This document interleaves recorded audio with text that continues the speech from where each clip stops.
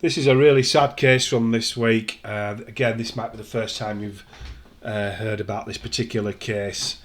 It was titled by one media outlet, "Stranger Jailed for Running Over and Killing Sheffield Man with His Own Car."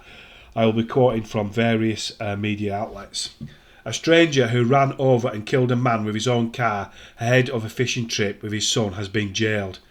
Jermaine Richards, 31, demanded a lift from David Ford while he and his son Ryan were loading fishing gear into his car on St John's Road in Sheffield on the 3rd of September 2022. When he refused, Richards became aggressive and after beating both David and Ryan to the ground, took David's car. He drove several hundred yards away before returning and running David over before fleeing the scene. David sadly died from multiple catastrophic injuries and Ryan was left in hospital with head injuries. Richards of Wordsworth Drive, Sheffield, appeared at Sheffield Crown Court for sentencing, having last month been found guilty of the murder of David Ford and for the assault of David's son Ryan. In a statement following the sentencing, David's wife said, "The fact he went out fishing one day and never came home has caused such a shock to me that I cannot accept it. Dave's shoes are still on my doormat at home and his coat is hung up by the front door. I cannot move them because if I did so I would have to accept that he is gone. Dave loved me and his family very much. We all loved him back. I will go to bed tonight as I do every night and I shall sleep on my side of our bed. David's side will remain unslept in." Richards was also found guilty of 2 counts of racially aggravated public order against 2 police officers last month during his trial.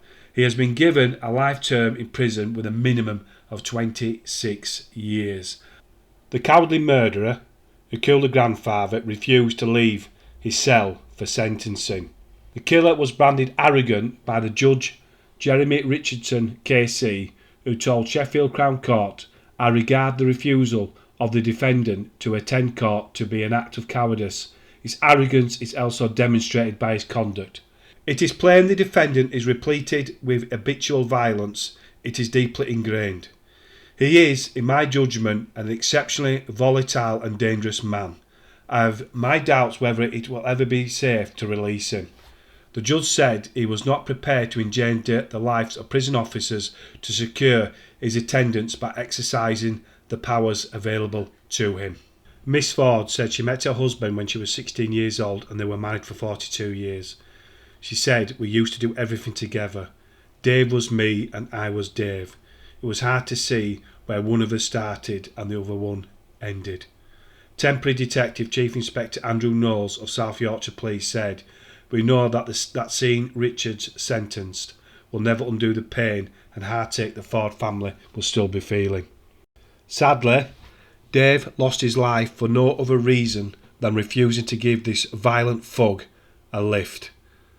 Also, his son suffered severe head injuries after being beaten to the ground. Dave was a loving husband and grandfather.